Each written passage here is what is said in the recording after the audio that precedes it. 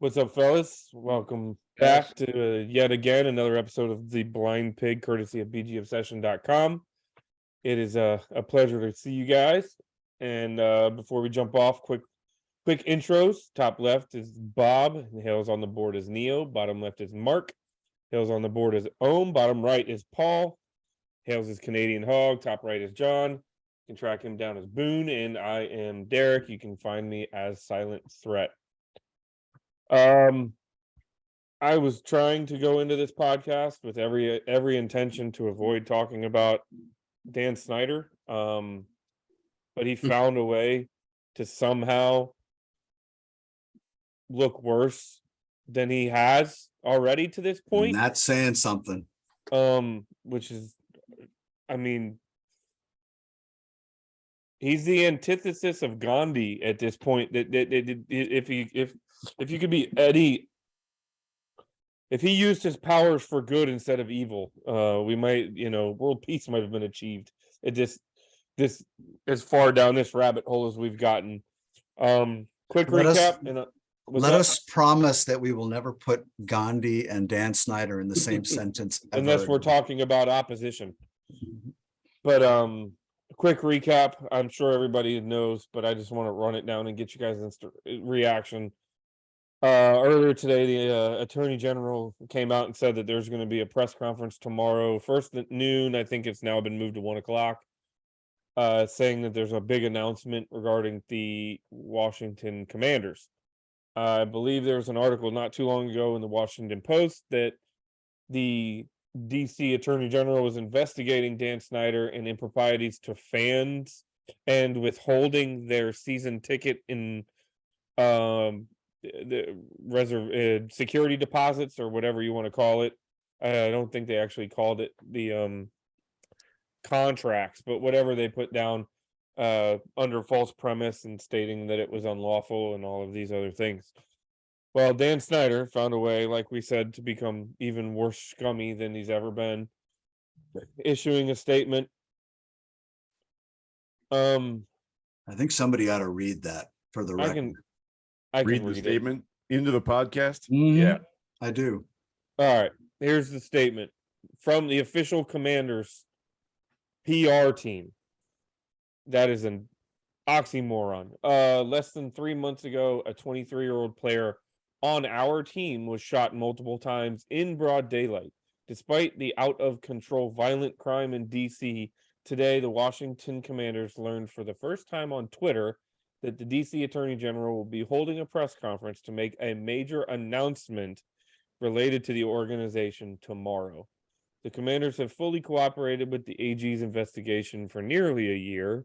As recently as Monday, a lawyer for the team met with the AG, who did not suggest at that time that he intended to take any action and, in fact, revealed fundamental misunderstandings of the underlying facts.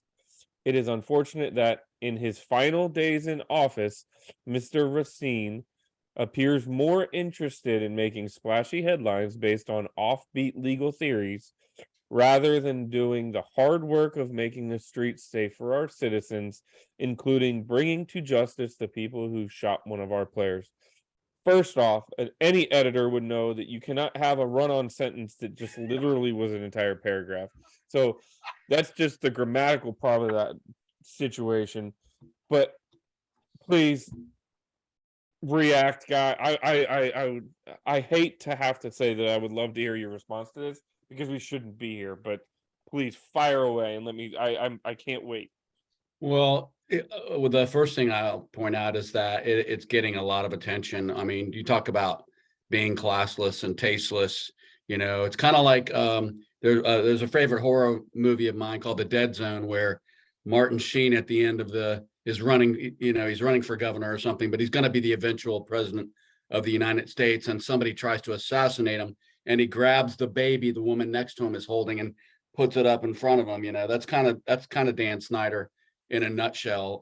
It's just his basic instinct. And I guarantee you, I know it may have said PR department. I'm pretty sure that all of the statements we've heard coming out, like in defense of Dan Snyder, have been his lawyers, probably including the female lawyer that he hired recently. That's super aggressive. I can't imagine any of the PR people being willing to like crank something like that, something so obviously tone deaf and tasteless out. And I just wanted to read what Al Galdi posted.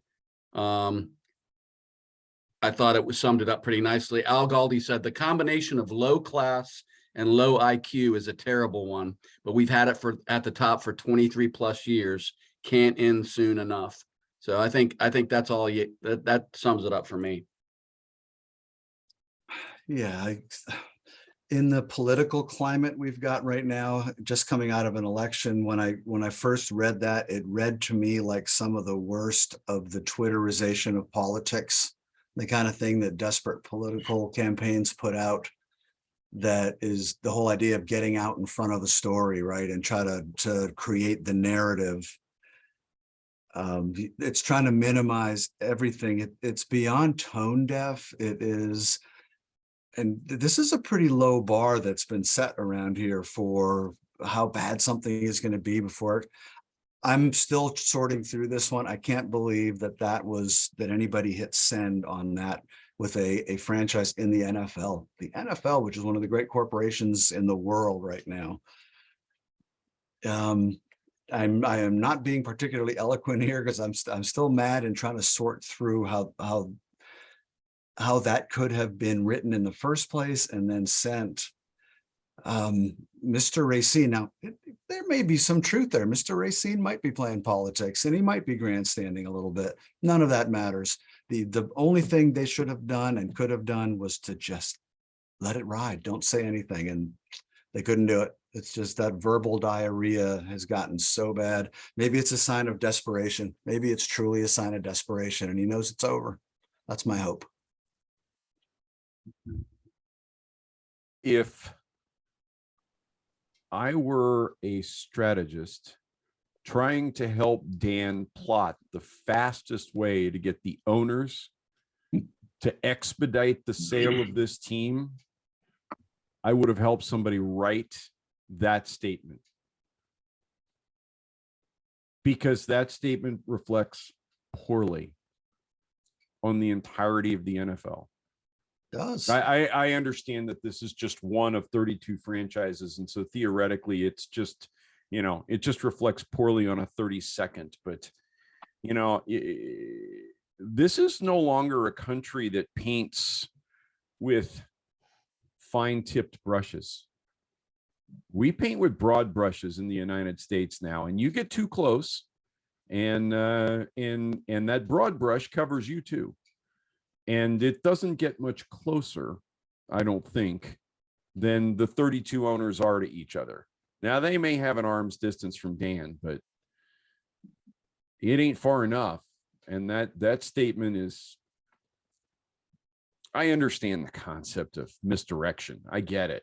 Give them something else to look at. But at this point in time, you got a foot out the door. Leave your running back out of this.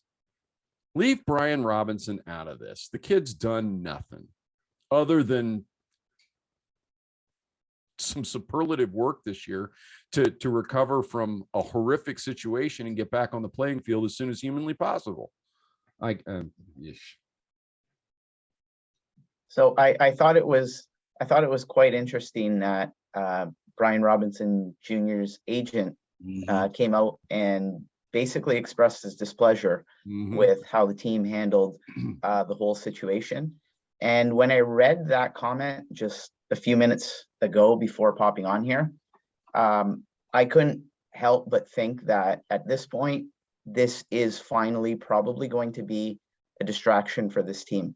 The players have talked for quite some time.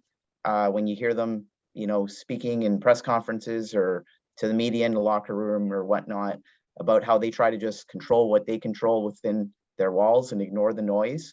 I think it's impossible to ignore the noise at this point, because now you have, brought one of your own 53 players into the whole mix. I think the players are going to be extremely disappointed and extremely angry, and it is a distraction at this point, whether they admit it or not.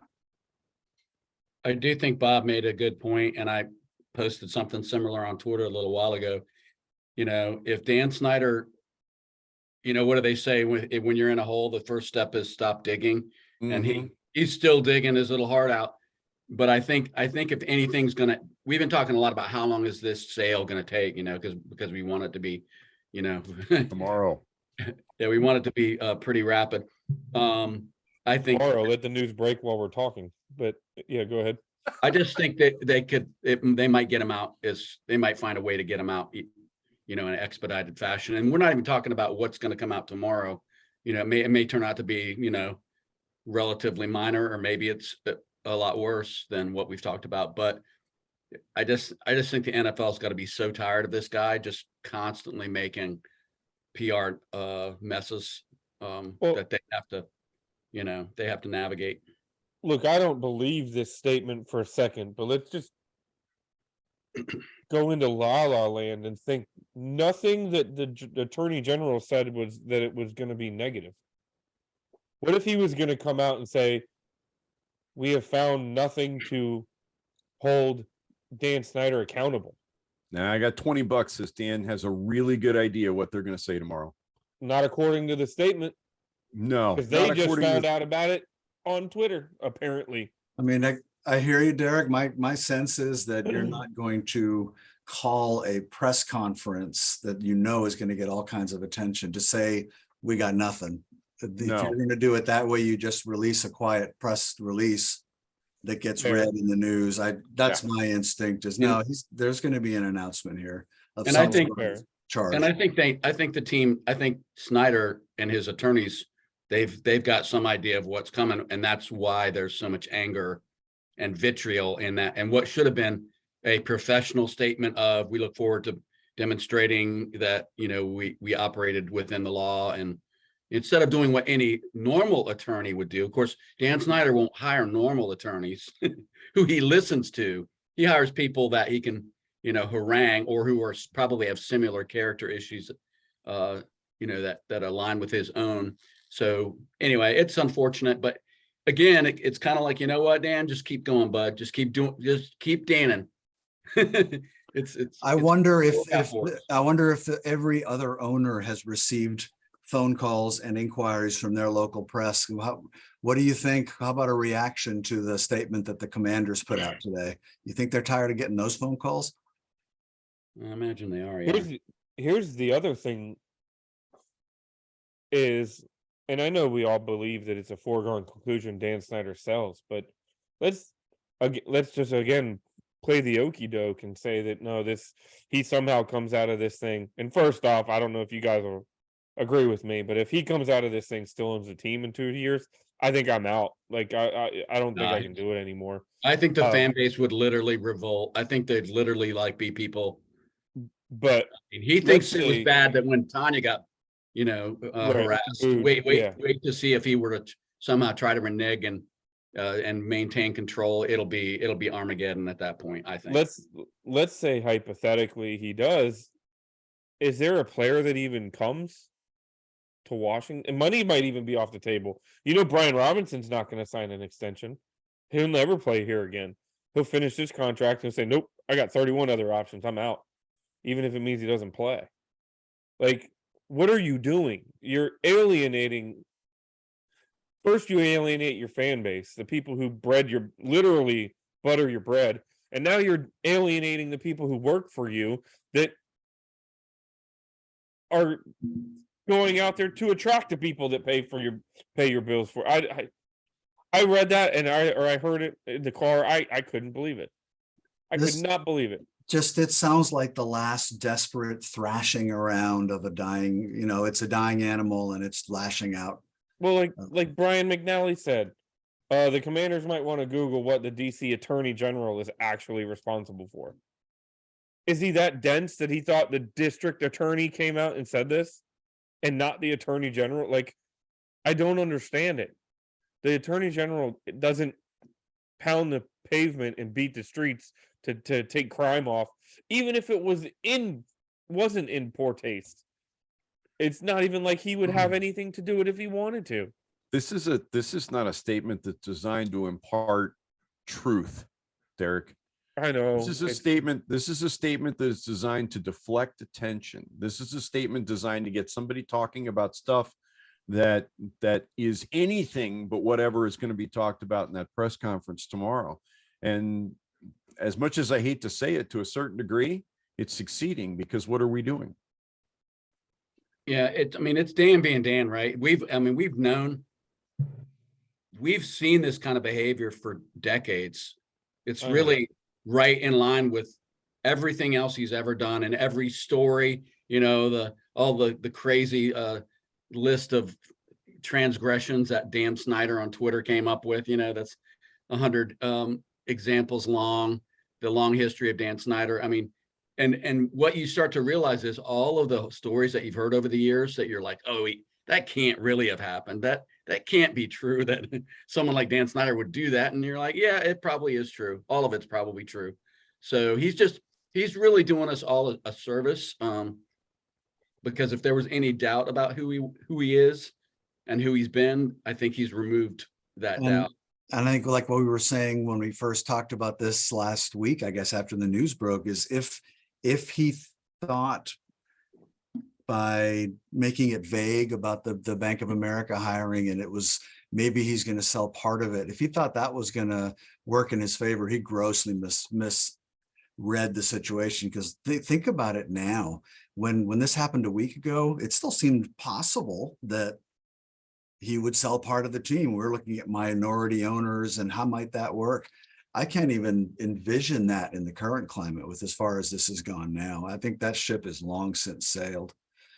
So maybe we should turn the corner or turn the page now, talk about all the celebrities who are going to be sitting in the owner's box with Jeff Bezos. I am interested in getting your guys' reaction to that, and it might good segue there. I brought it up on the board, and I think like Matthew McConaughey or Dale Earnhardt Jr. or John Barenthal, I think one of those three guys would be invaluable to have in the owner's box. I mean, those guys have literally been fans as long as the majority as long as we have, and they've lived all the good and the glory days, and now they've lived the last 25 years in agonizing pain the same way we have. And those guys are polarizing enough. They could publicly change the direction of the franchise. You know what I mean? Like, those guys could be difference makers when it comes to reestablishing the identity and the pride in the franchise. I might have to go and resurrect a post I did on my old blog 10 years ago, where I started a list of all the celebrity fans of the then Washington Redskins. And there's been some new names now, but some of the, like Tom Cruise used to be on the field with Dan. Kevin Durant is a big Redskins fan. He grew up in PG County. Yeah, there's a lot of people, and I suspect we're going to be hearing more, which makes it's kind of a fascinating dynamic as an ownership group. You can't have too many, obviously, but you can probably take on as many minority owners or public faces as you want. It could be a remarkable cultural phenomenon that this team is coming up for sale at this time in this town with a guy like Bezos, who's the money behind, right? He's the money. You can bring in anybody you want to be part of the face. It could be a crazy dynamic over the next couple of years. So I want to ask you guys a question, because I've been thinking about this a lot. I know there's probably like a lot of potential owners out there that would come in, and I think we talked last time a lot about, like, the way a lot of takeovers happen is they'll come in and they'll just kind of sit tight for a year or so and kind of get the lay of the land before they make any dramatic changes. I'm kind of the mindset where I want an owner who's just going to come in and clean house, man. I don't want I want the curtains taken out. I want the walls painted.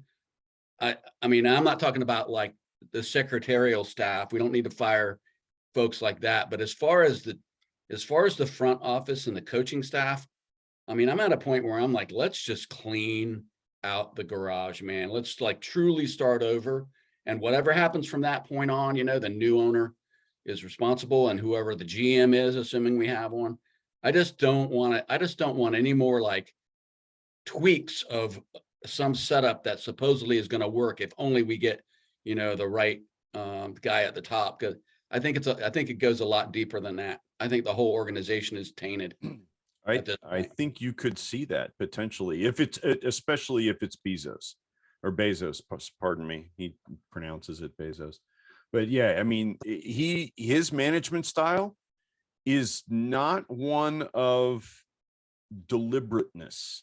His management style is one of make a damn decision. Make a decision, go do something, because and I mean, it's pretty obvious that his management style has done fantastically well since he has one of the largest companies in the world. And he's the second or third wealthiest guy in the world at the moment. I mean, he's not afraid to make a decision, pull a trigger, and get rid of people, bring people in. And if the people he brings in aren't doing what he thinks they should be doing, if he feels like it's the wrong direction, his management style is stuff that he's not going to have a problem pulling a trigger, getting rid of anybody again that he brought in. But how would you guys feel about that? What do you think about that? Would you not want to see something like that, or would you? I mean, where are you on that? The whole clearing house idea. It's complicated. I would like to see him clear house of anybody who has anything to do with running the football operation, including the public facing stuff, the PR guys. My only concern, and this I haven't really thought it through, but even Dan got in trouble when he first bought the team he was going to fire the woman who had worked at the front desk for 28 years and knew everything and all that. I think there are some people whose careers have been built in admin and all that, who I'd like to think they'd have the opportunity to stay on if they wanted. Yeah. But I completely buy into Mr. Rivera. I don't think you're gonna have to fire him. I still think he's gonna retire, maybe even more now. But the coaching staff, yes. So even Jason Wright was getting lit up tonight, and Yeah. I feel like that's unfair. I'm not think a big he's fan of tainted his, but though, right? He's tainted though. yeah, I mean that's my point is like, Yeah. I mean, bad. So much of it's going to have to do with timing, right? Like when he buys coaches I'd like to keep, but other than that, yeah. I want to keep Paul happy. So we're keeping Matsko. I don't even know if you can keep him at this point, Bob. I have nothing good to say in that regard this year. I don't think our offensive line problems are Matsko's fault. Yeah, me either. He can only pull that rabbit out of the hat so many times where we have a top 10 offensive line and it's held together with bubble gum and duct tape, and you got guys like Keith Ishmael starting at center. Like, let's be real. He hasn't exactly had the greatest ingredients to put together a legitimate dinner. But I don't think you can do. I not only do I think you can't do anything short of cleaning house. I think, and this has been a hot button, a kind of a topic on Twitter. I think you got to consider changing the name again. Yeah, you know what I mean. Like, I know that sounds kind of crazy and wackadoo, and I don't know the laws behind the trademarking and all that with the NFL, but every fan now that has been a part of this, has been a fan of this team for more than 10 minutes, is going to always look back on the Commanders and remember that was the year that Dan Snyder got nuked. Finally got nuked. You know what I mean? It's not going to be celebrated. It's going to be soured upon. It's going to be constant disdain and frustration with that name, but because of the way it went down, because how unorganized it was, because of who was there when they made the decision, because all of it. I don't see it. I mean, we'll get over it eventually, but a new owner wants to really get themselves ingrained with the fan base. Guess what they do? Day one, we're cleaning house. We're hiring a GM, and they're gonna hire all their people. Day two, the team president comes up with a podium. We're rebranding, and here's the new name. We're gonna spend the next 6 months coming up with uniforms, logos, and all that other shit. Instead of making you guys wait 2.5 years and leaking it through our own video front. So go ahead, Paul.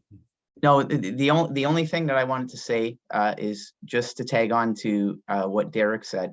I would really, really hope that any new owner that comes in here, please, for the love of God, have a good sense of understanding of what this fan base has truly suffered through. for the last 20 some years. If you want to truly make changes for the better and changes that are going to be long lasting, you have to have a good sense of the misery that we've been through.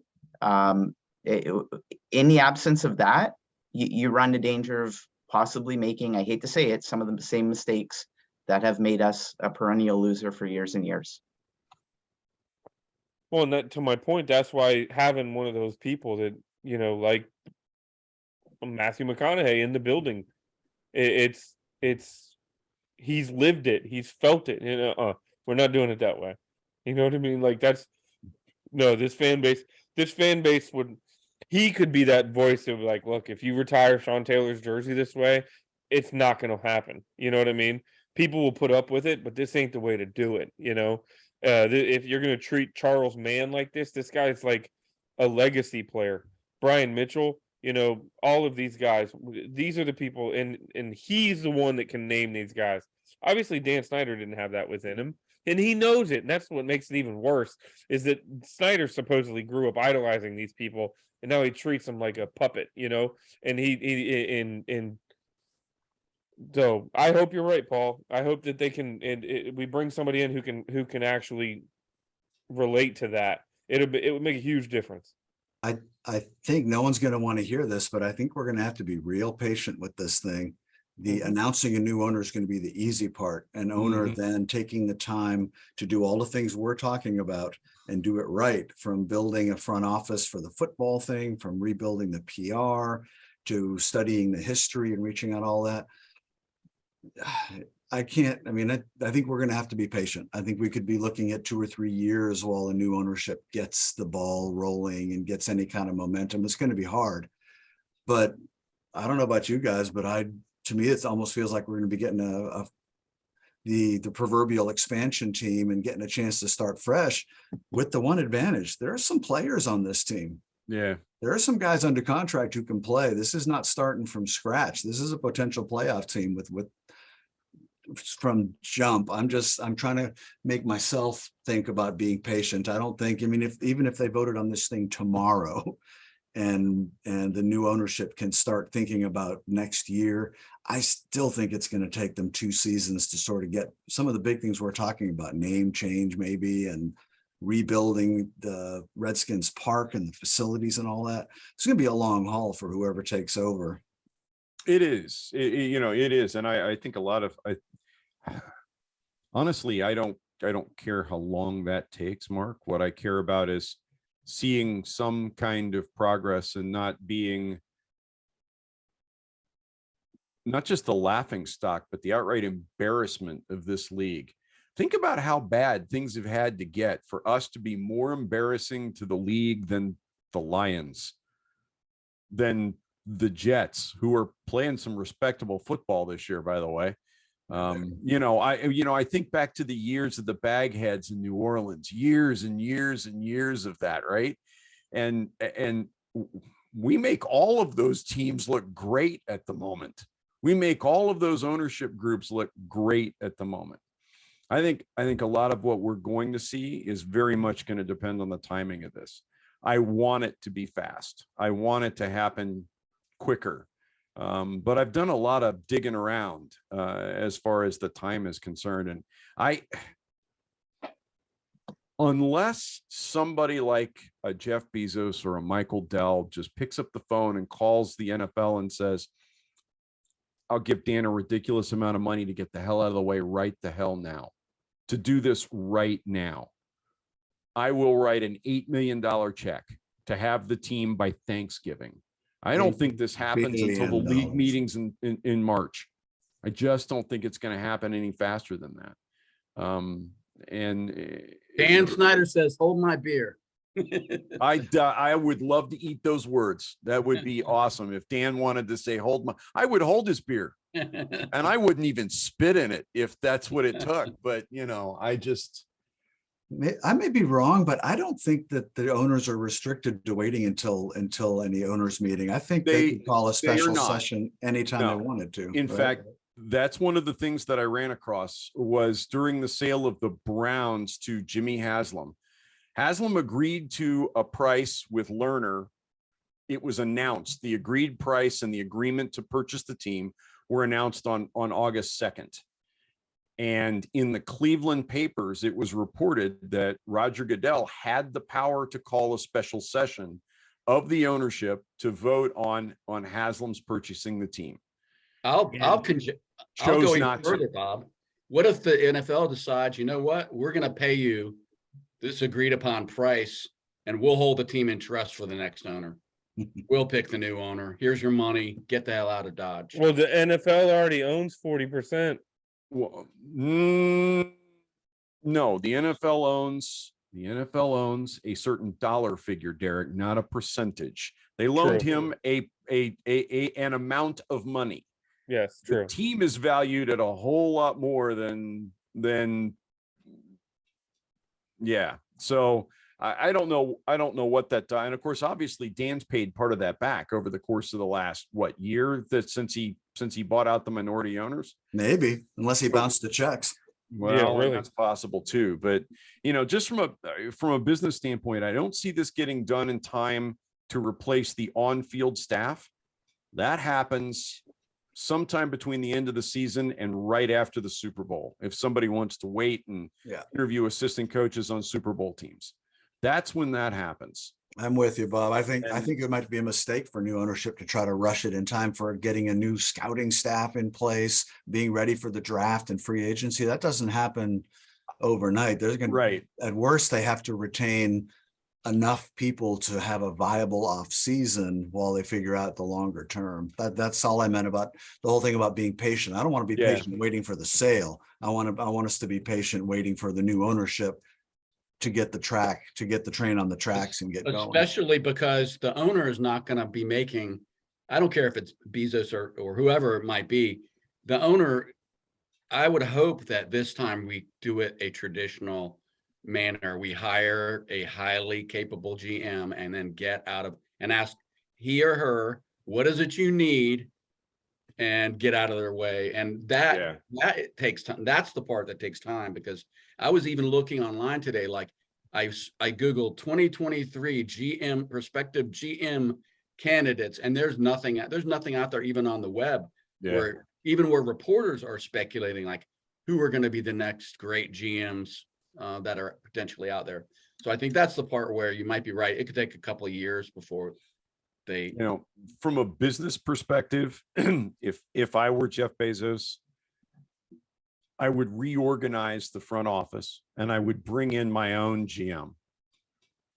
So I would take ultimate player personnel and general manager powers away from Ron Rivera and give that to someone else, but I would leave the scouting department intact. And I would leave the coaching staff as intact as I could, because Ron might not sit still for that. Yeah, he wouldn't. I don't think he would. And if Ron leaves, then I look at guys on my own staff that I can potentially promote. Jack Del Rio's been a head coach before. Maybe he gets it for a year. Maybe I promote Scott Turner, who, has been speculated as the hot young prospect, even though right this minute, I wouldn't write you a bad check for the man. Are you kidding me? I wouldn't even give him a sandwich to leave. That would not be a good first step for a new owner. That would be a bad look for. So that sounded like a segue into talking football to me. Hey, let me say something in case I may be late to the party on this, but I was thinking while we were talking about connecting, the new owner wanting to connect with the history of the team and doing it right. And obviously I started thinking about Joe Gibbs to make him part of some transition or make him consultant emeritus or something. But last week I saw that he lost his second son. You guys saw that? The one that was part of our coaching staff. Yeah. So both of his sons he's lost in the last few years. I was stunned that I didn't see more about it. And I wanted to mention it here for anybody else who happened to may have missed it. The obituaries, and I think the service was today, because there was some stuff popping up unreal today about it. They didn't go into any details about what, Right. And his other son died of a neurological disease in 2019. It actually, they were talking about it on the board. We were all talking about it on the board, but yeah, it doesn't even really say what he passed away from. I keep It- getting a mental image of Gibbs on the sideline after one of the wins with, I think it was Coy. Yeah, He's both of them. rubbing his head when they're just hugging each other. That's all I've been And- able to think about. And Coy Gibbs was on the coaching staff as well. So, I mean, Coy was the reason Joe came back in theory. I mean, that's what he said was, he'd put so much effort into racing with his elder son, who really wanted to be part of racing, and his younger son wanted to be in coaching. And so he came back to do the same with Coy that he'd done with the older son, JD. I think. Yeah, JD. I'm looking at the an article about it, and it still doesn't. You talk about lousy, man. Coy passed away just hours after his son, Joe's grandson, Ty Gibbs, won the NASCAR Xfinity Championship. Yeah, and the news broke literally during the game, because it popped up on my Twitter while we were in the BGO game chat, and I had it might have been somewhere in the second quarter, I believe. But yeah, he was 49 years old. I mean, it sounds really trite to say this, but I swear it seems like it's true that the most horrible things happen to the nicest people. You're not Yeah. wrong. No, that's fair. Yeah, and I hated to bring everything down, but I didn't want to let that pass. Godspeed, Joe, and your family. Yeah, and the only thing that I wanted to add in regards to that is, I've thought for the last week, like, how on earth do you even function after something like that has happened to your two kids? And some of us, may be very strong in our faith. Others may not believe in faith or believe in God or whatnot. But I know Joe Gibbs being a very strong man of faith. If there's one thing that you can point to that can help him through this process, is I certainly believe his faith in God, if anything, will help pull him through this, because it's such a tragic and unthinkable thing to even wrap your head around. The unimaginable, right? that's right. All right. Well, yes. Take a deep breath. There was, in fact, a football game last week that I know hurt every one of us sitting here tonight. Really thought that was one we were going to walk away with and let it get away. I think can we put to bed? Look, Yes. everybody on this freaking call loves Taylor Heineke. We all root for the guy. We love everything he does on the field. We love how he plays the game. He leaves it all on the field. He's a gamer. He's probably one of the top 3 or 4 best backups in the league, because he can come in and he can win you 2 games in a row if your guy goes down for a couple. I mean, let's be honest. If your starting quarterback goes out for 4 weeks and your backup can come in and go 2-2, you'll take that 10 times out of 10, right? But can we please acknowledge that Taylor Heineke is not the future starting quarterback of the Washington Commanders, or whatever name they end up being? Can we accept that at this point, that he's not? Now, that's not saying he's not capable of being better than he is now. I think there are other aspects holding him back. But I also don't think he is something that we can truly hitch our wagons to and ride for the foreseeable future as a franchise. You're your preaching starting to the quarterback. choir in this room, Yeah, brother. I don't think anyone's going to argue that. No. Can I say one thing? I really think this is a huge issue. I don't think the guy can see the field, man. And when I say, I'm not talking about, cerebrally seeing the field. I don't think he can see over the line. He's not much bigger than me. And I'm pretty sure, set aside the fact that guys are coming to take your head off, monster human beings, which you really can't appreciate that until you've been up close to those players, how big and ferocious they are. But I just don't think, I think a lot of his problems, aside from closing his eyes occasionally on passes, I don't think he can see his targets downfield, and they do not help him They will not roll him out, and you know, because we've seen Drew Brees and other smaller quarterbacks that have been able to do great things. But I think I think it's like 75% of his problem is he can't see defenders that are heading towards where he's putting the ball. I don't think he can always see. I think somebody even mentioned last week, he said he couldn't see the receivers. He was just putting it to a spot. So I don't know how you can overcome that. I haven't seen stats on this, but the man gets more tipped passes batted down at the line than I think most normal quarterbacks do too. So even when he does see somebody and gets it out, it's at least 2 or 3 a game that seem to get knocked down at the line. And that's the direct function of the same thing, right? It's not all just being tall enough. Part of it is sliding and finding a lane. I don't think he's particularly adept at that. He does have some ability to change his platform and all that, but he's fairly consistent in his release points and all that. Gets a lot of them tipped. I know I'm not going to keep yakking on this, but the whole rolling out thing, I'm not 100% convinced Taylor's all that effective on the run. When he's moving and passing, he's okay, but that might be a limiting factor for decisions to roll him out too. Might be. Do they consider him an accurate passer on the run? And I'm not sure that I do, but I don't study end zone film, which is what I'd like to do. All 22's end zone. I don't get a chance to look at that stuff. I think he's just okay on the run. It was rough. It was rough. He did not have a good game. He only had 149 yards passing, 54% completions, and 49 of the 149 yards came on that wounded duck miracle throw that should have been into triple coverage. Without the officials' help, would have been a pick, probably. I mean, he didn't play well, and I thought it was pretty brutal. That was another game where second half I might have gone and shoved Sam Allen there. And we could do nothing on that in the first half.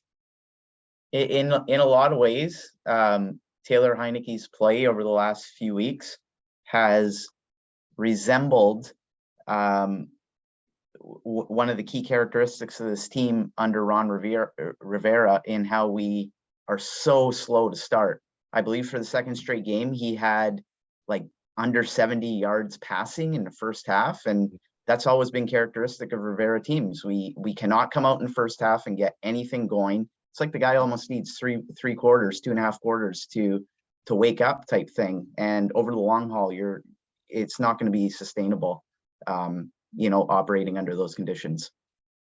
Yeah, we had 5 drives in the first half. 4 of them were punts and 1 field goal. We only got into Minnesota territory twice in the first half.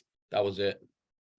We joked about this before, but I don't think it's a joke. Taylor, and I've looked at his splits a little bit. If we're ahead or even, his numbers are terrible. He doesn't really start playing until we're trailing, and it's gotten desperate. And wasn't there conversation last year about from Taylor suggesting that he wasn't being quite as hair on fire, balls to the wall. He was trying to be more of a responsible quarterback and all that. When Taylor's effective is when the game's on the line and he's got to run around. And I love the way John has said it. When Taylor's doing Taylor things, he's not really doing the Taylor things until the very end of games. And that's a high wire act when he does do it. It is an indictment though, of the coaching staff. Like how other than the Jags game, it seems like every single game this year, we've just been pathetic in the first half. It's like, for God's sake, go to no huddle, start the game in no huddle, do something. John, it's not this year. Ron Rivera, since he's been here, apparently has been trailing in like 85% of the games or something stupid. And if I'm not mistaken, it's a double at halftime. And if I'm not mistaken, it's a double-digit deficit in like 30% of the time. Yep, So Paul did those numbers. Yeah, we're not quick starters. And our quarterback is not a particularly quick starter, as much as I love the guy. I think a certain amount of Taylor's not quick start is due to the game plan. Ron Rivera doesn't want to make mistakes. And I think part of the reason that this team comes out and doesn't play hair on fire is the whole concept of, being safe, being conservative.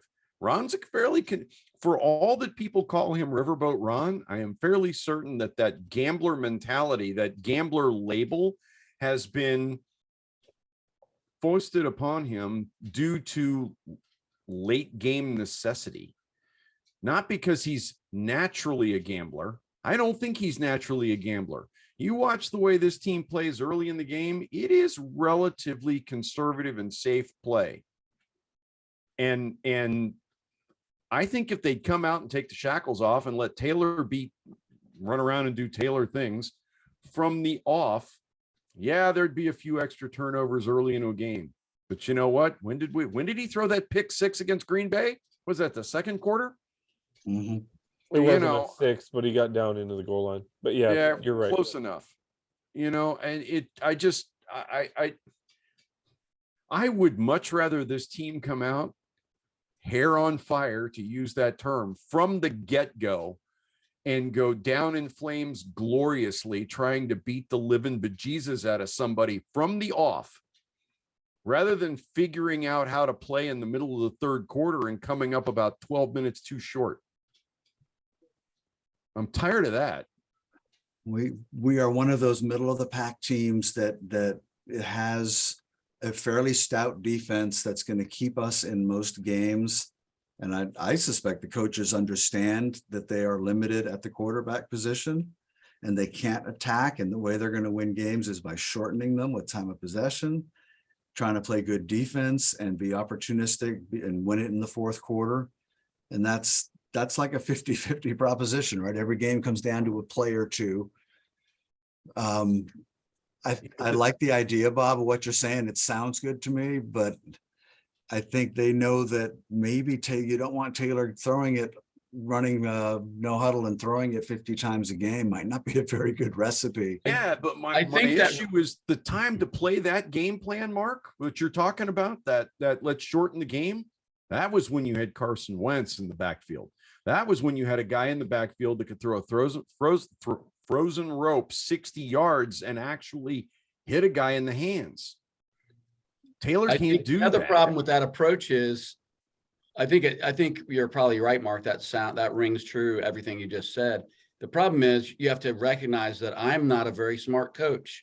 I'm Ron Rivera, and I'm going to throw challenge flags when no other coach in America would throw challenge flags, and I'm going to burn a timeout after I waste a timeout with a stupid challenge. And I'm telling you, man, Ron Rivera has to be the worst game managing head coach in the league. And it's not even close. It's not good. So that's a terrible thing, because there's no margin for error when that's your game plan. You like you said, it comes down to 2 or 3 plays. And then you've got players making incredibly stupid plays as well, which I also chalk up to like, hey, field goal, we can actually win, even if they hit the field goal. Don't do anything bizarre. I mean, right. But and yet we managed to do it. So you know what that was? That was Norv Turner-esque. That's how we used to lose games with Norv, right? You'd kick the winning field goal, but no, somebody didn't report, right? Some ineligible guy reported before we kicked the 57-yard winning field goal, and we had to kick a 62-yarder and we missed it. It just rang to me of Norv Turner all over again. But you know what the weird thing about that game was? If a referee doesn't throw a PI flag on you see that not called as often as you do. And we go up 24-7 in the fourth quarter, that game's over and we're having a very different conversation. That's the whole no margin for error thing. If you're a team that relies on everything going right, including luck, some luck, the luck has to go right as well. Yeah. I don't know that we're having a completely different conversation, because I think that the 5 of us are intelligent enough to understand football enough to know that the offense still didn't do shit. We won because the defense scored a touchdown. Yeah, sometimes your defense has to help you out. But the truth is our offense did what it does. It scored 17 points. Right. That's what we do. It is what we do. And by the way, I did some number crunching because I am clearly a masochist, but over the last I mean, we're averaging 17.7 points per game. That includes the first 2 weeks when we rang the bell a few times. Over the last 7 games, we are averaging 14.8 points per game, which if you stacked it up in the NFL is 31st. And They do a lot that way. And guess who doesn't do that? The Philadelphia Eagles, They who do not. they've had 2 games with 30 plus points. They've only not surpassed 20 once in 8 games. So that doesn't bode well, to put it mildly. I may be alone. I'm looking forward to Monday night. And I'm looking forward to Monday night because I want to see how much better this defense is. And last time, you mean? my eyes tell me I'm seeing better play. But am I? And the answer is I don't know, whether it's just lousy competition.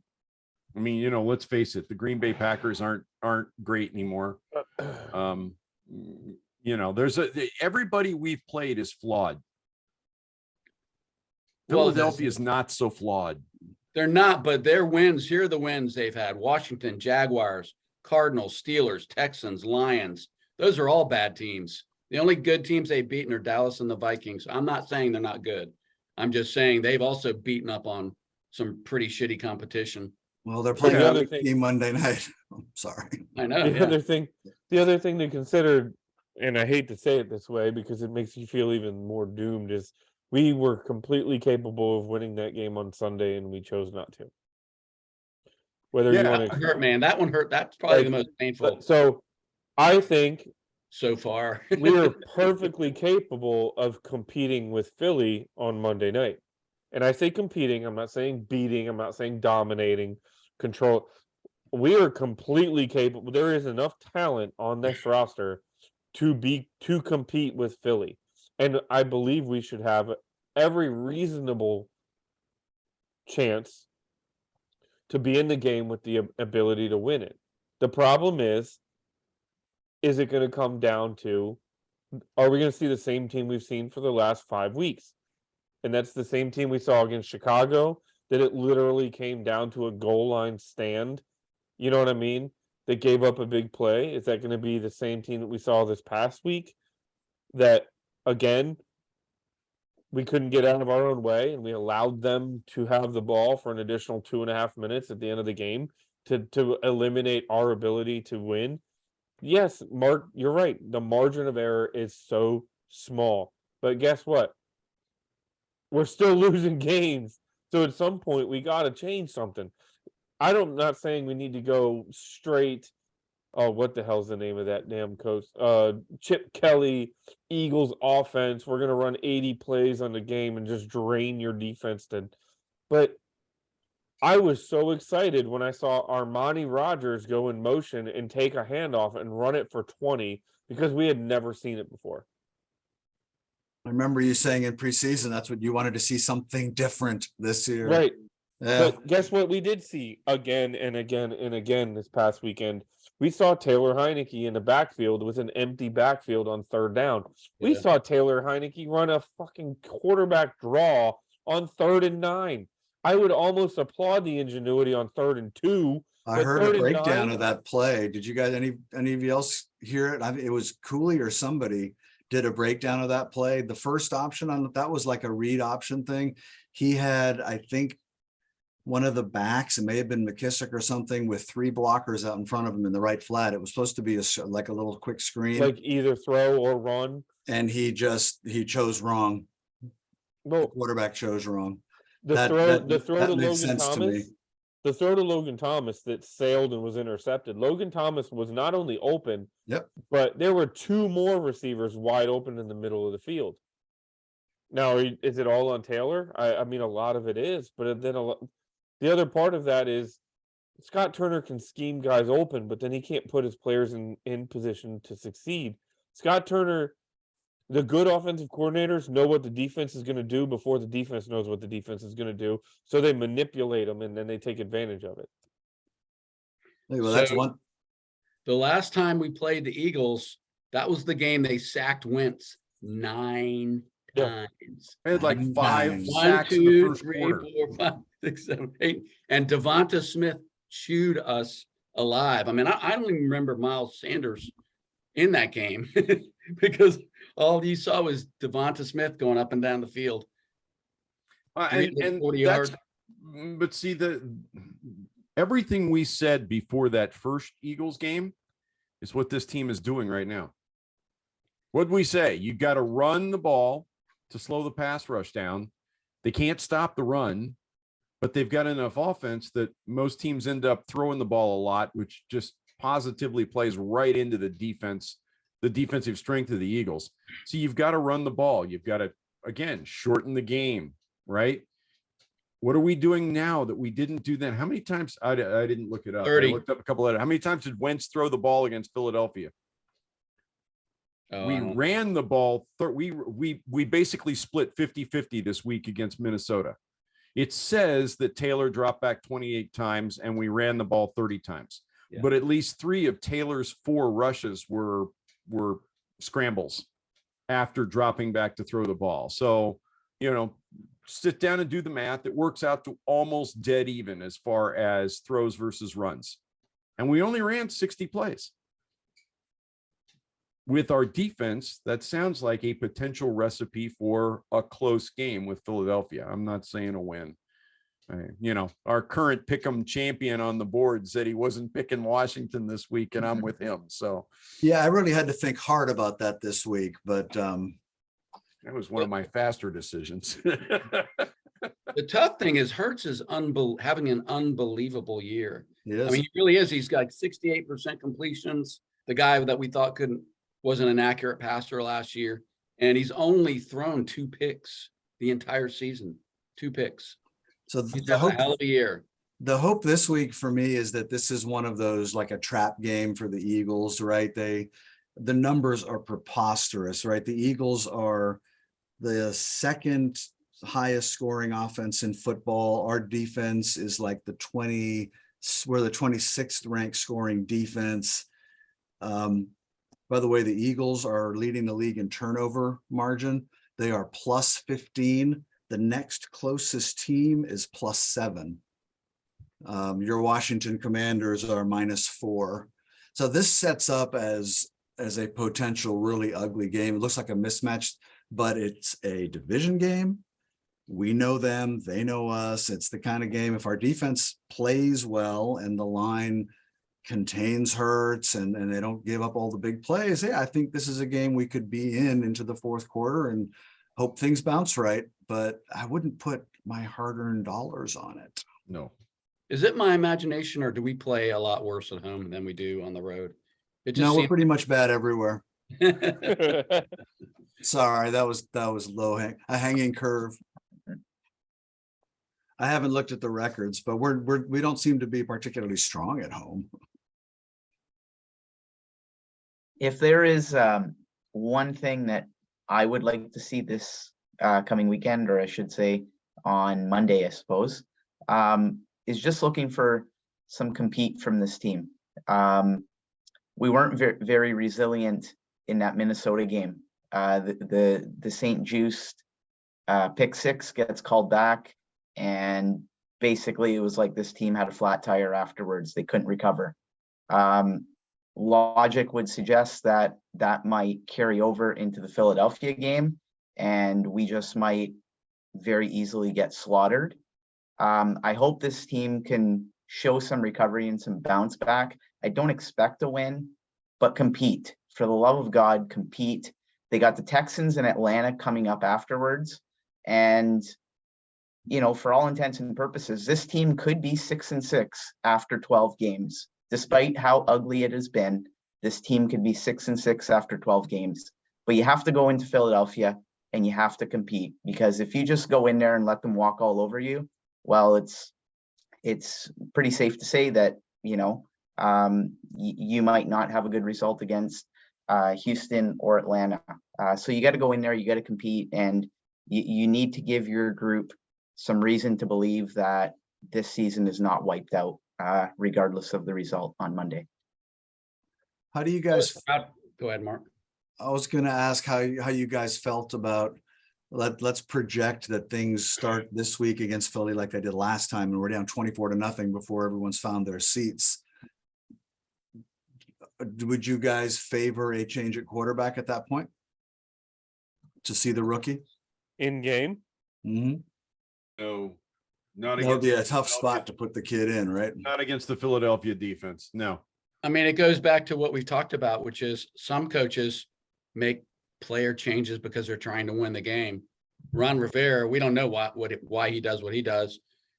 What do you have to lose? He's not 13. He's not going to be wounded for life if he goes out there and throws 3 picks. And when we're down 20-0 or whatever. I'm it not is. worried about him throwing 3 picks, John. I'm worried about him getting face planted 18 times. That's what I'm worried about. I'm worried about him getting turned into Patrick Ramsey, who was never the same after Steve Spurrier got done with him. Yeah, I mean, Patrick got subjected to several games of that. It might be a little bit different thing if you to be subjected to a half.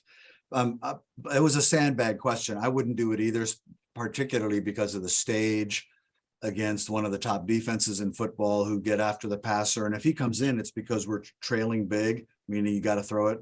So I think you'd be setting him up for nothing but failure. I don't know how he could succeed in that, but I would certainly be interested in the conversation the following week. Yeah, If- the only way Sam sees the field Monday night is if Heineke gets hurt. At least that if I'm the coach, that's now the week after that, Mark, maybe. And Yeah. 3 weeks ago, I was on the bandwagon of saying Sam doesn't play this season behind this offensive line. But 2 weeks from now, 10 days from now, maybe.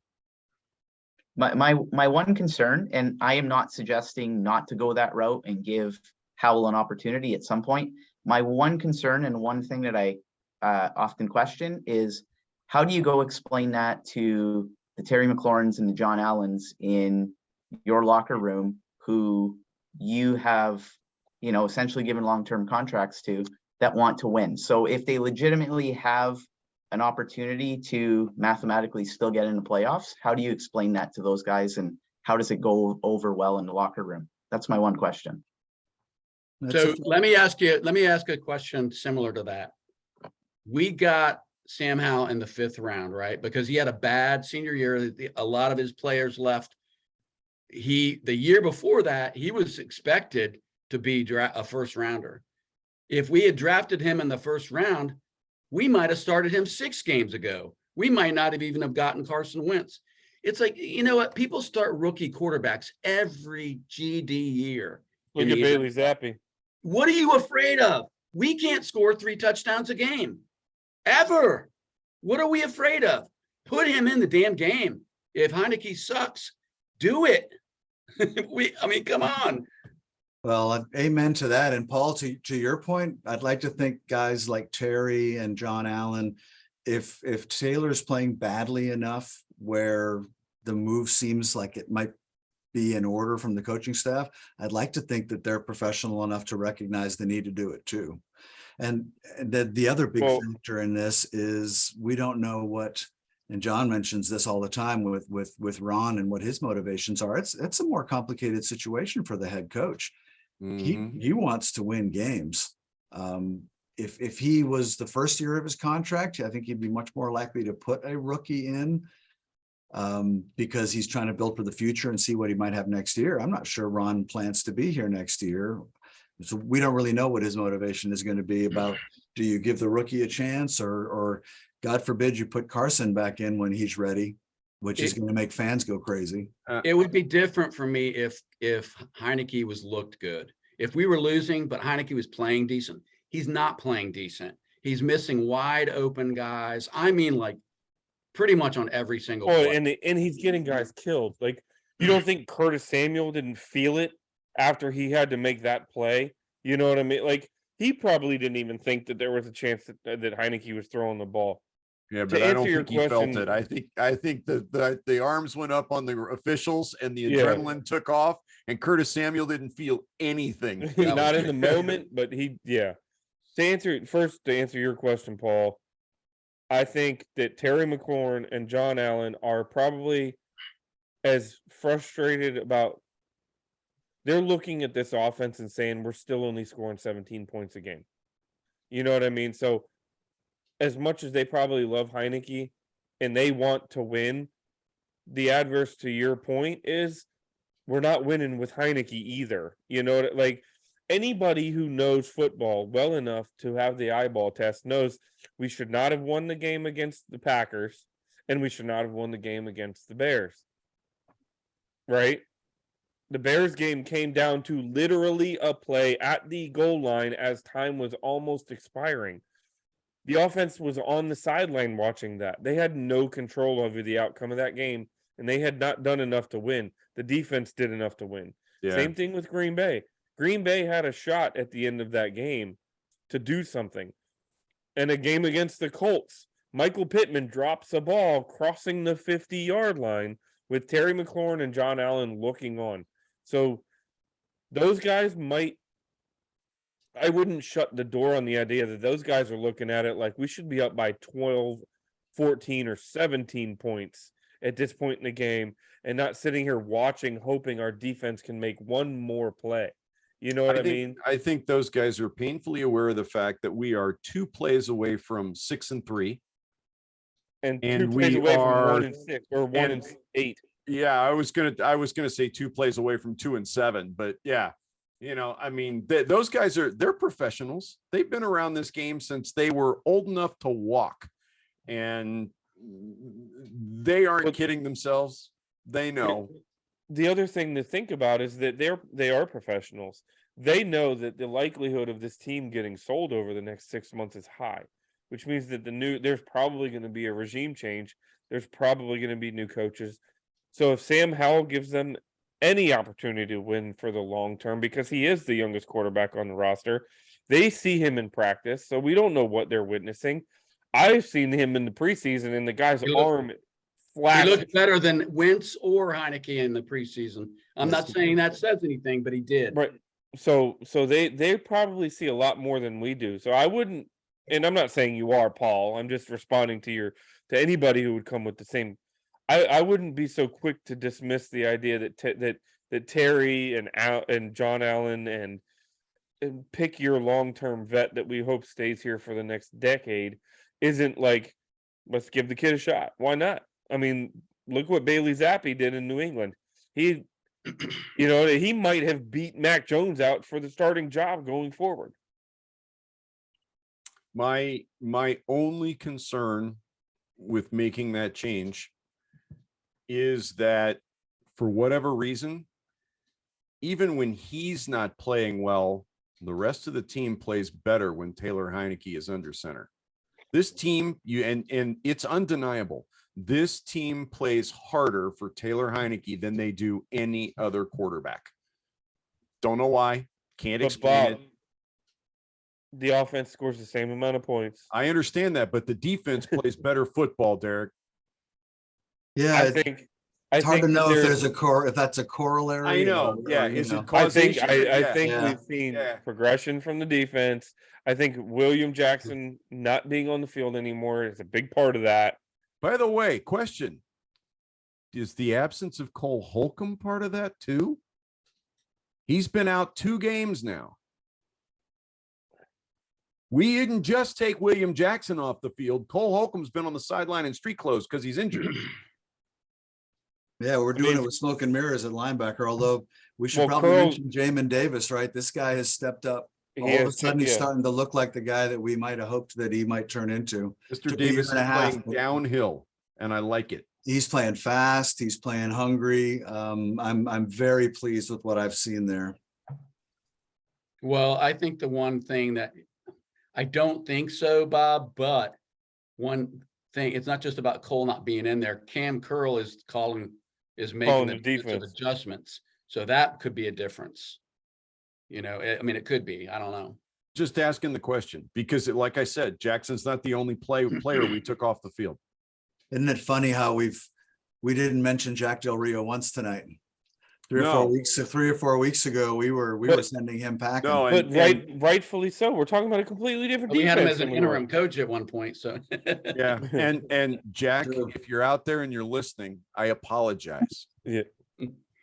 Well, Yeah. it, I it don't was, apologize. The it's- first half of the season, The defense far playing was their mind out. They're unacceptable. playing them out there. They're just playing out of their minds. And it's a that's different what made it game hurt so right now. bad, man.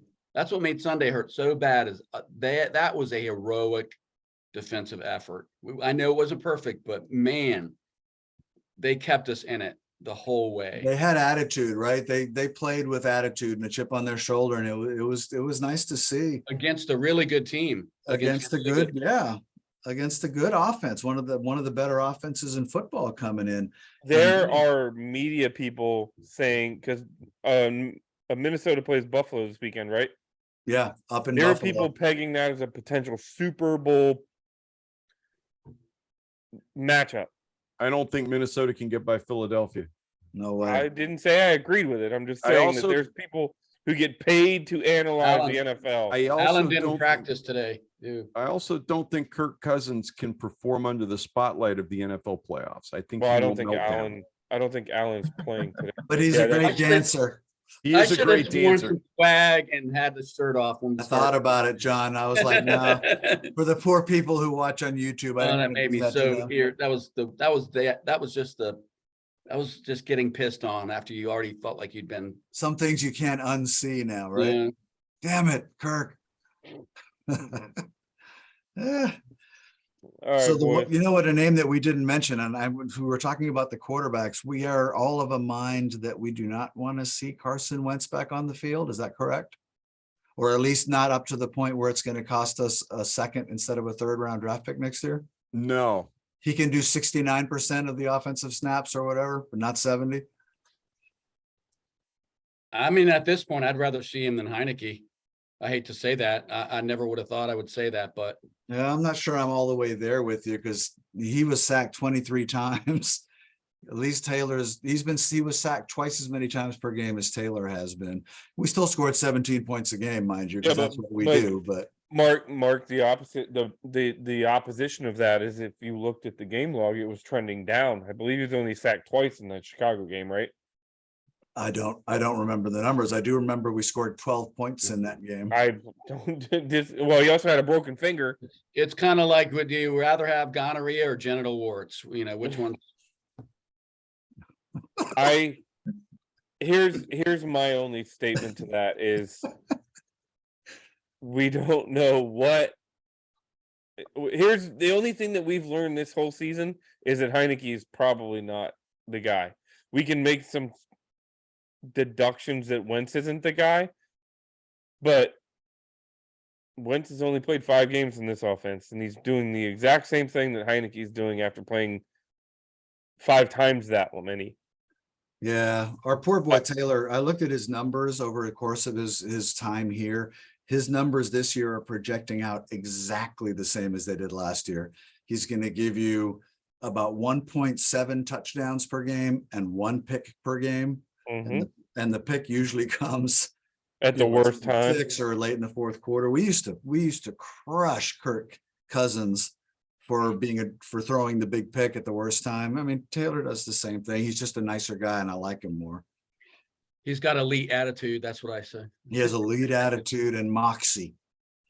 So I just heard you say we don't have a starting quarterback. Our backup isn't good enough to start, and we don't want to play Sam Howell. I Where's think that- I do want to where's play that- Sam Howell starting next week. Where's that leave us? I keep coming back to something that, Howell's name's been thrown around now ever since, well, I don't know, before Wentz got hurt. And it's something I saw on Twitter that John Keim wrote a couple of weeks ago. And people were pinging Keim. What about Howell? What about Howell? And Keim finally broke down and said, for you people that keep asking me about Sam Howell, I got this statement. He is not ready. Yeah, I heard that. It was very definitive. John didn't hedge his bets at all. He is not ready. Now, I don't know what he based that on. I have no clue what he based that on. But Keim's pretty plugged in. So Well, if they that might is, think he's not ready, but I mean, Rivera thinks, that is a play I should have challenged. I mean, there's a lot of things. There's a lot of things these coaches think that don't pan out so well, I don't need to run the ball. I don't think I need to run the ball. I don't think there's anything wrong with the empty backfield. I mean, it goes on and on. What we do works. What were you going to say, Paul? No, I was just gonna tag on to what Bob said. If that is the case, that the kid is not ready, you don't want to run the risk of essentially breaking him. And I think we talked about, or somebody brought up Patrick Ramsey earlier.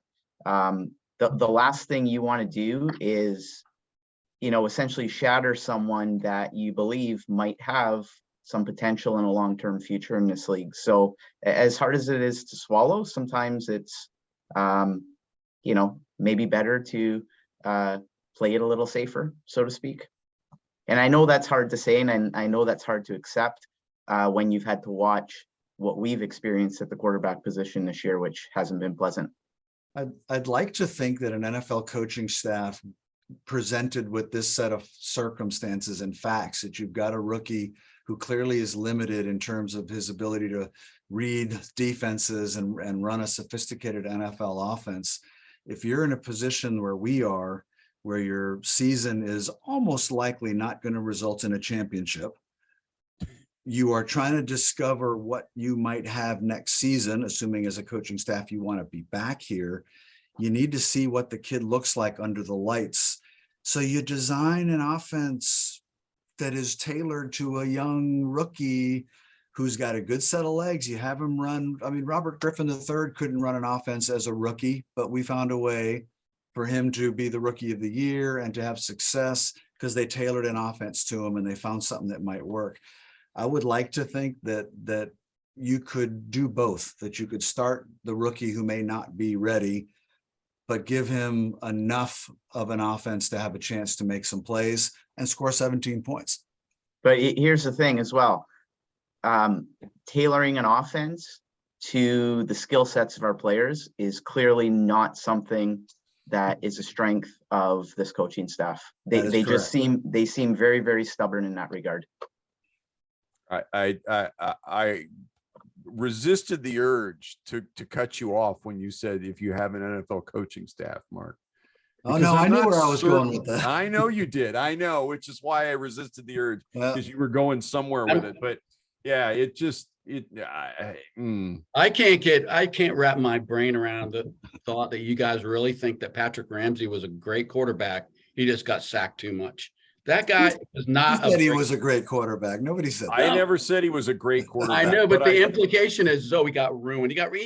Joe Gibbs looked at him in an offseason and said, Mark Brunell, at age 35, I'm putting you in there. Well, but I'm just saying, I think after a season with Spurrier, you can't put a rookie in a game because he's not ready. I just don't agree with that. That was old school, right? You didn't used to do that. Back in the 70s and 80s, you didn't start a rookie until his third or fourth or fifth year. No, it took that long to learn, but that's not the reality anymore. I mean, I'm just sick. This is why I'm being such a pain for how long? The reason I'm being such a pain in the ass about it is I'm so tired of this season progression, which is like every other season. Mm-hmm. We lose. We win a few. We win a few in the middle of the season. We're technically, if we win the last 4 games, we can sneak into the playoffs and we'll win 3 of them. I'm so sick of watching that over and over and over again. It's like we just piss away. We don't do anything aggressive until it's too late. That's how I feel, man. And maybe I'm totally wrong. No, I don't think you're wrong. I just don't think we're going to score more than 17 points as long as Scott Turner's calling the plays. Or we don't have a legitimate starting NFL quarterback. I think both of those things can be true. I think both of those. Hold on, I think both of those things can be true, but I also think that we can. I think we can look at this offense and say that the biggest problem is not quarterback. Ooh, I disagree with that, my friend. I think a quarterback can. I think a quarterback can compensate for a lot of the shortcomings that are within the offense, but I also think that the entire team, including the quarterback, has been held back by the offense. Yeah, I said it on the board last night, and I stand by it. No quarterback is going to do well in this offense behind this offensive line, because I- Scott Turner, you get somebody in there that's a better NFL quarterback, and Scott Turner's going to go right back to 7-step drops with long developing routes, and Troy Aikman's going to get plastered. Joe Montana's going to get plastered. Patrick Well, Mahomes he's is like going to play 68. street ball because it's Patrick Mahomes, but we would succeed because Mahomes has the physical tools we wish Taylor Heineke had. Yeah, I'm having a hard time agreeing with that. One thing I've never seen is Scott Turner run an offense with a competent NFL quarterback. But hold, I haven't seen it yet. I try to do this mind exercise. Hold, Who's you the said- hottest quarterback? Put Pat Mahomes or Josh Allen or Jalen Hurts, the way they're playing right now, behind even this offensive line with the tools that we have. This team ain't scoring 17 points a game, I agree. gentlemen. It's scoring 24, 27. A quarterback You're right. makes that much of a difference. You're right. Like I said, I think that an elite quarterback can mask some of the problems. But here's the thing: every guy you just talked about is successful off script. That's the problem. Put Taylor Heineke or Carson Wentz or Kyle Allen or Alex Smith or insert your last Washington quarterback into the Kansas City offense, and the entire game plan changes and they're scoring the same amount of points. I would guarantee it.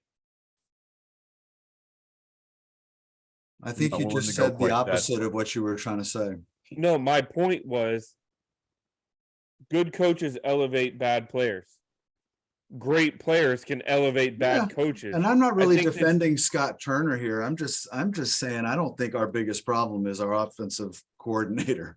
I think our biggest problem is the same one it's been for 25 years. We haven't had a legitimate NFL quarterback. It doesn't have to be a top 3 quarterback. We haven't even had a top 10 quarterback who can put more than 6 games together without blowing up a leg. We've You're never not really wrong. seen what Turner can do with a real quarterback. I don't even care what the core, cause of our offensive woes are. My whole point is if you're terrible, do something different. Try Agreed. something different. I'm with you Don't there. just keep, and we will not, we just keep doing the same things. I mean, I don't I'm with you understand. there. What are you afraid of, going sub 500? I mean, what are you afraid of? That's where we're headed.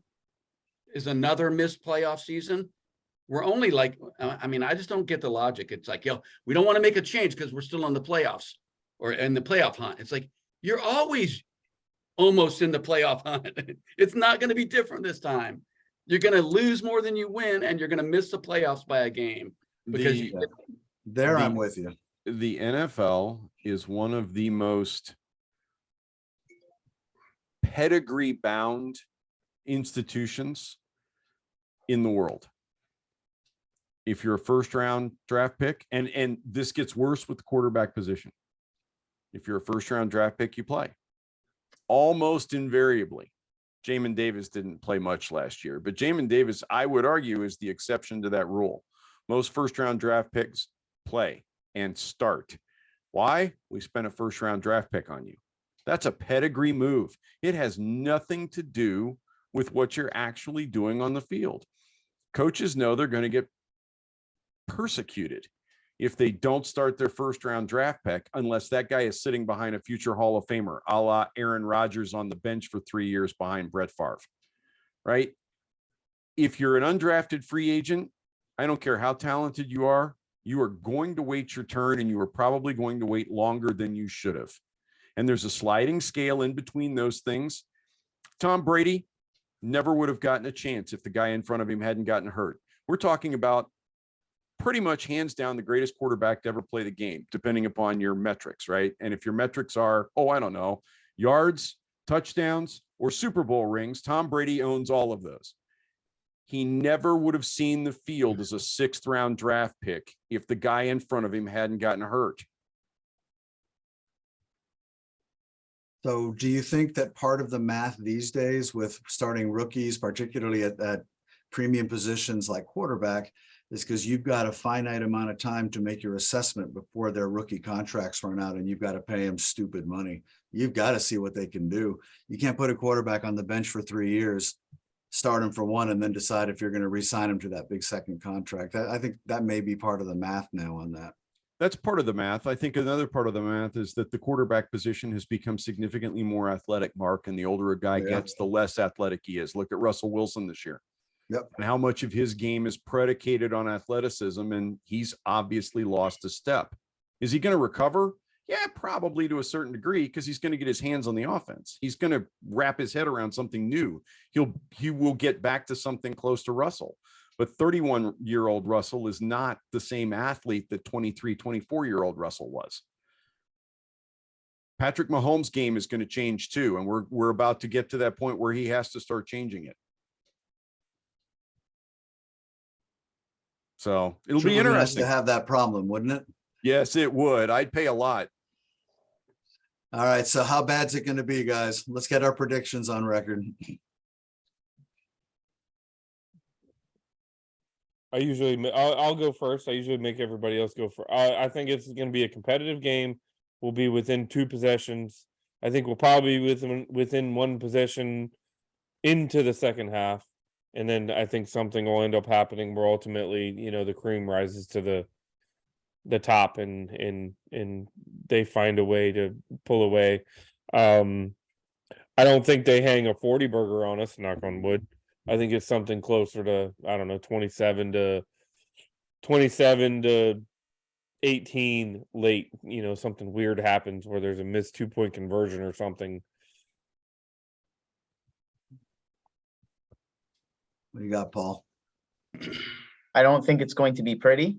I don't think our offense is going to give us much of a chance. They've done very, very little to inspire any confidence in us. And as a result of what I think our defense will ultimately be on the field far too long. And as the game wears on, I think that can be a recipe for things getting ugly. I'm going to say 30-10 Philadelphia, and I just don't like our chances after that very, very difficult defeat against Minnesota. I can easily see this team coming out very flat.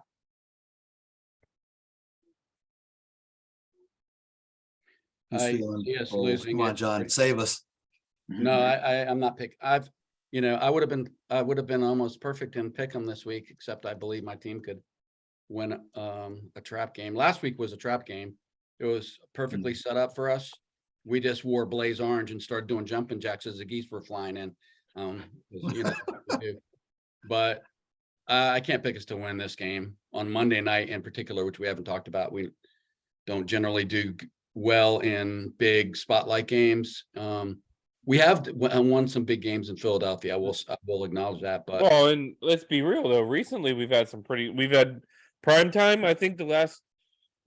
Pittsburgh. We played Pittsburgh. We beat Pittsburgh when they were undefeated and we were flailing. And then we just beat Chicago on Thursday Night Football. So could we be bucking the trend of the prime time curse? I don't think so. Okay, well, I tried. I agree with your original commentary that there's no reason we can't compete with them. I mean, it's possible, but I just don't see it happening right now because I don't think Heineke. We're talking about worrying about Sam Howell getting hurt. Heineke is the one you better worry about because he took some serious shots against the Vikings, some self-inflicted, some sack-related, but I mean, he took some pretty good shots.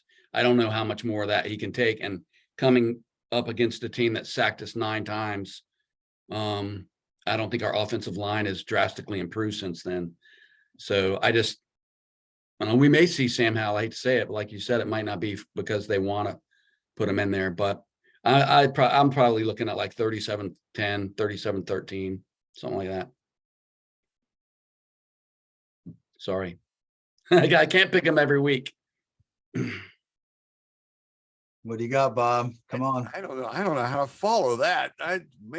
37. I don't see him hanging 37 on this defense.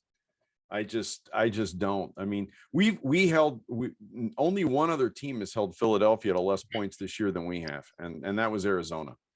And I fully expect to see that same thing again. I don't expect them to do 24 and a quarter. I really don't expect that. I think this defense was embarrassed by that, and I expect a better showing.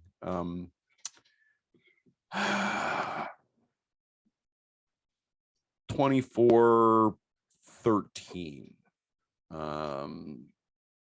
I think the defense stands up and plays a pretty good game, forces Jalen Hurts to play near perfect.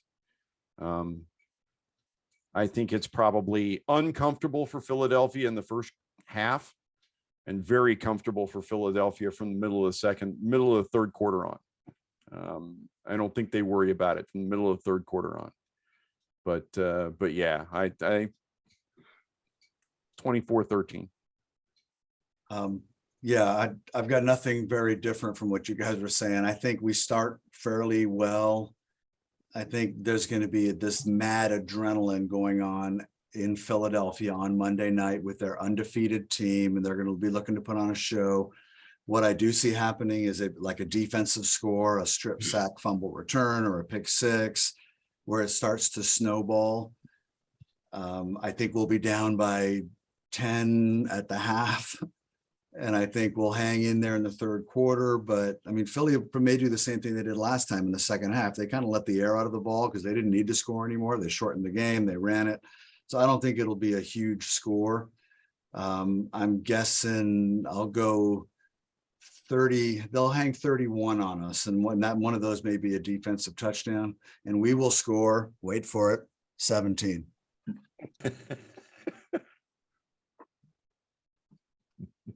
That's all I have to say about that. I'm not sure how we get to 17. I started to say 24-16, and I was thinking a touchdown and 3 field goals. And then I went, I don't have any faith in getting the 3 field goals.